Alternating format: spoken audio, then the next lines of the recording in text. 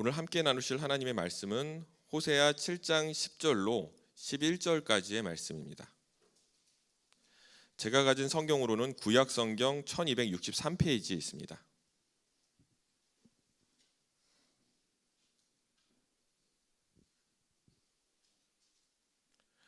모두 찾으신 줄 알고 호세아 7장 10절로 11절 말씀 함께 읽겠습니다.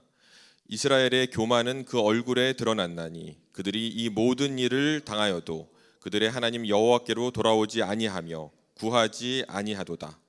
에브라임은 어리석은 비둘기같이 지혜가 없어서 애굽을 향하여 부르짖으며 아수르로 가는도다.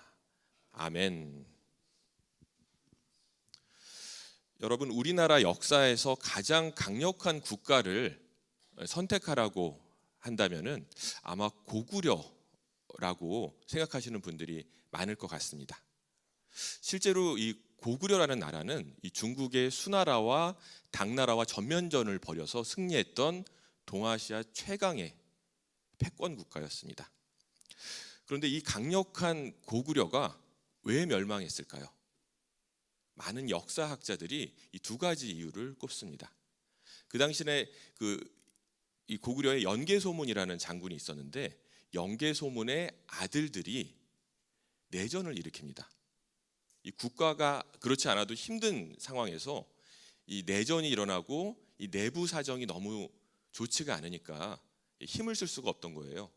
그 이전에는 한 나라가 힘을 모아서 적을 대적하여서 이겨냈었는데 이 나라가 분열되고 나니까 더 이상 힘을 쓸 수가 없었던 겁니다. 그리고 두 번째 이유가 있습니다. 이 두 번째 이유는 그 당시 고구려를 침공했던 이 군사들이 나당 연합군이었어요. 이 당나라가 침공을 했는데 남쪽에서 신라가 같이 공격을 한 겁니다.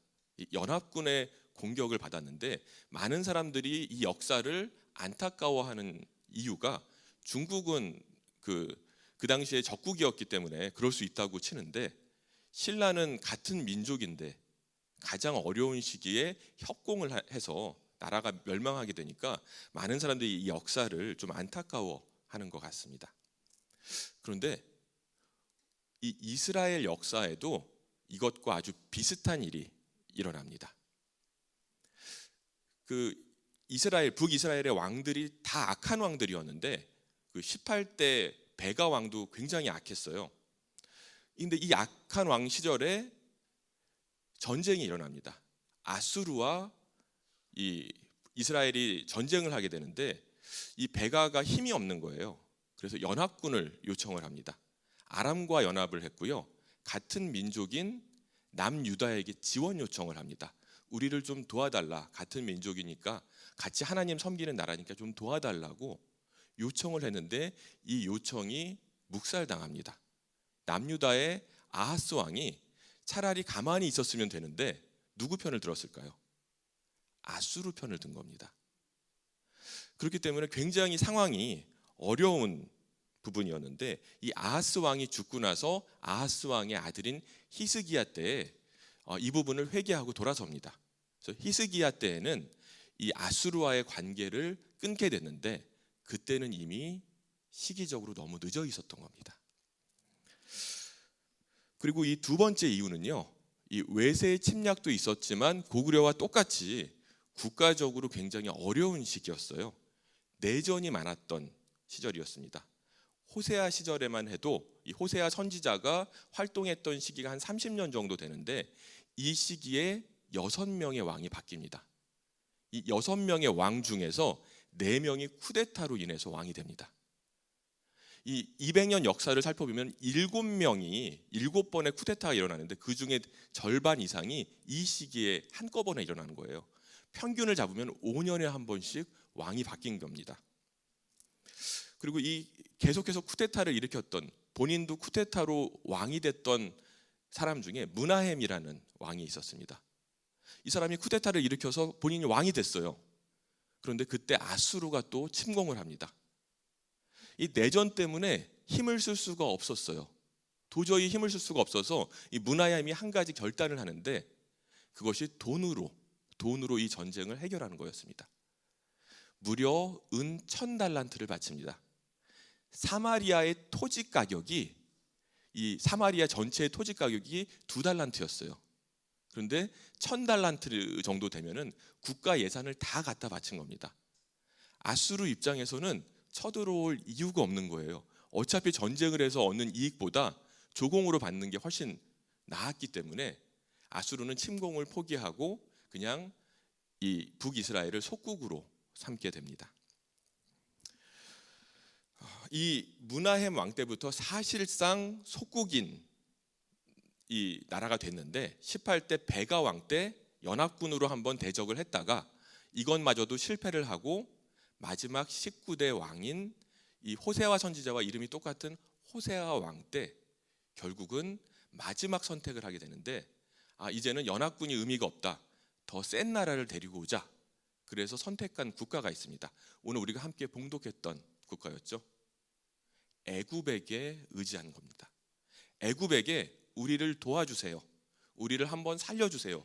이렇게 애굽을 의지하면 안 된다고 지금 또 메시지가 맞죠. 애굽을 의지하면 안 되는 상황에서 애굽을 의지했던 겁니다. 그래서 결국은 아수르가 다시 침공하면서 북이스라엘이 멸망하게 되는 겁니다. 역사적으로 봤을 때는 이 고구려의 멸망과 그리고 이 이스라엘의 멸망이 비슷하죠. 근데 성경은 무엇이라고 말합니까? 성경은 다른 해석을 합니다. 이스라엘이 멸망한 것은 우리 오늘 본문 말씀에 우리가 읽었듯이 이스라엘이 교만했기 때문이다. 하나님 앞에 겸손해야 하는데 하나님 앞에서 겸손하지 않고 자기를 드러내는 그런 교만이 있었다는 거예요.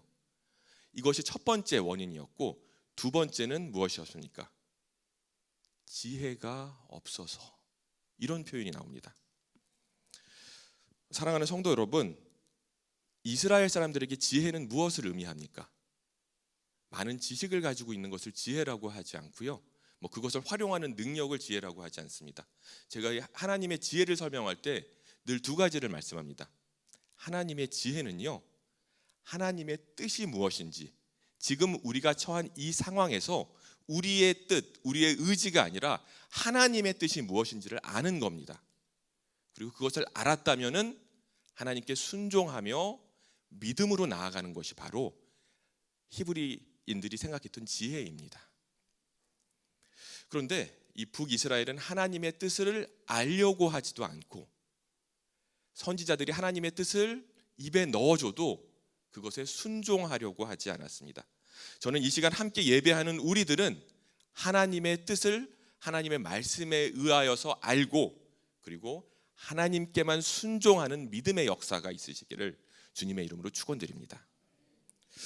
여러분, 그리고 이스라엘의 역사가 다른 나라의 역사와 분명하게 다른 또 한 가지 사실이 있습니다. 사실은 모든 민족이 마찬가지인데 하나님의 언약이 있는 백성들이었어요. 아무리 어려워도 하나님을 의지하고 하나님을 붙들고 있으면은 하나님이 구해 주시는, 하나님 말씀대로 순종하면 하나님이 가장 좋은 길로 인도하신다는 언약이 있는 민족이었는데 이 믿음이 없었던 겁니다. 구원은 누구에게 오는 겁니까? 하나님에게 오는 것인데 하나님을 의지하지 않았기 때문입니다. 똑같이 이 북이스라엘을 멸망시킨 아수르가 남유다도 침공합니다. 그때 남유다의 왕이 히스기야였습니다. 히스기야는 멸망 직전까지 하나님을 의지하고 하나님께 부르짖었더니 어떻게 되었습니까? 18만 5천 명의 아수르 군대를 하나님께서 전멸시키셨습니다. 이것이 하나님의 역사인 것입니다. 하나님을 의지하면 우리의 생각과 우리의 계획과는 다르게 하나님께서 역사하셔서 구원해 주시는 사람들이 바로 하나님의 백성이고 하나님을 예배하는 그리스도인이라는 것을 믿음으로 승리하시는 저와 여러분 되시기를 주님의 이름으로 축원드립니다. 그런데 호세아가 활동하던 시절에 이 북이스라엘은 히스기야처럼 하나님만 의지하지 않았습니다. 무엇을 의지했습니까? 여러 신들을 의지했습니다. 실질적으로 무늬만 하나님을 믿었고 그 속은 다신교 국가였어요. 제가 예전에 인도에 갔다가 택시를 탄 적이 있습니다. 인도에서 택시를 탔는데 이 택시 앞좌석에 좀 공간이 있지 않습니까? 그 공간에 작은 미니어처들이 한 20개 정도 이렇게 널려 있는 거예요. 다 힌두교 신상들이었습니다. 조그맣게 이렇게 만들었던 이 미니어처들 20개 정도를 모아놨는데 뭐 가네슈 신이라든가 뭐 하누만이라든가 뭐 복을 가져다 주는 신, 뭐 가네시 같은 경우에는 불을 가져다 주는 신, 이런 것들을 그냥 하나 가득 이렇게 덮어놨다가 제가 이렇게 쑥 둘러보고 있는데 그 중간에 십자가가 있는 겁니다. 제가 반가웠을까요? 제가 그 십자가를 보고 제가 마음속에 이분이 우상도 섬기지만 하나님도 섬기네, 괜찮네, 이렇게 생각했을까요? 제가 차라리 없었으면 괜찮은데 그 안에 십자가를 보고 제 마음속에 모멸감이 생기는 겁니다. 너무 마음이 힘들었어요. 이것이 바로 하나님의 마음입니다. 하나님께서는 하나님만 섬기기를 원하십니다. 하나님만 의지하기를 원하십니다. 이 세상에 다른 것이 아니라 하나님만이 기준이 되기를 원하시는 분이 바로 우리 하나님이심을 믿으시기를 바랍니다. 사랑하는 성도 여러분, 그리스도인은요 오직 하나님께 축복받는 사람들입니다. 하나님의 마음을 알고 하나님을 섬기면 영적인 축복의 잔이 넘쳐 흘러서 우리의 다른 범사의 모든 문제들도 하나님께서 해결해 주시는 사람들이 바로 우리 그리스도인입니다.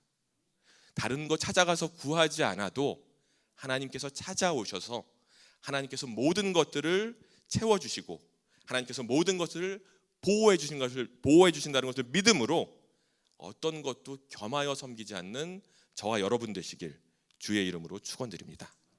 기도하시겠습니다. 만군의 여호와께서 말씀하시되 이는 힘으로 되지 아니하며 능력으로 되지 아니하고 오직 나의 영으로 되느니라.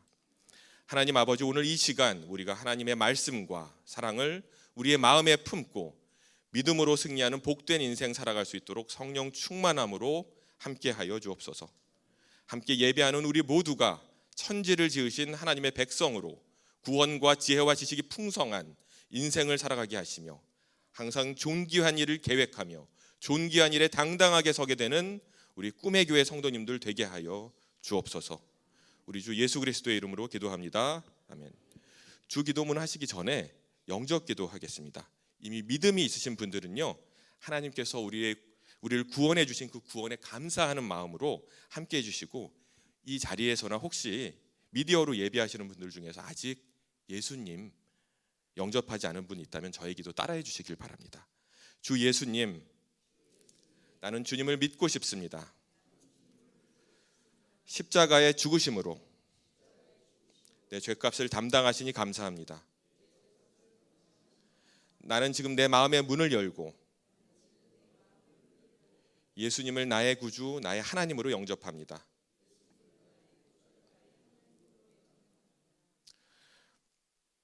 나를 다스려 주시고 나를 주님이 원하는 사람으로 만들어 주옵소서. 예수님의 이름으로 기도합니다. 아멘. 하늘에 계신 우리 아버지여, 이름이 거룩히 여김을 받으시오며 나라가 임하시오며 뜻이 하늘에서 이루어진 것 같이 땅에서도 이루어지이다. 오늘 우리에게 일용할 양식을 주시옵고 우리가 우리에게 죄 지은 자를 사하여 준 것 같이 우리 죄를 사하여 주시옵고 우리를 시험에 들게 하지 마시옵고 다만 악에서 구하시옵소서. 나라와 권세와 영광이 아버지께 영원히 있사옵나이다. 아멘. 오늘 기도하실 때 먼저 기도에 위하여 한 번 더 기도해 주시기를 바랍니다. 아직 한 번 더 기도회가 남아 있습니다. 우리 꿈의 교회 성도님들 중에서 단 한 사람도 빈손으로 돌아가지 않을 수 있도록 하나님께서 마지막 한 번 남은 이 기도회에 성령의 기름을 부어주시기를 소망하며 기도하시고 자유롭게 기도하시고 돌아가시도록 하겠습니다. 하나님 아버지, 감사합니다. 아하와 기도회를 통하여서 저희의 모든 마음과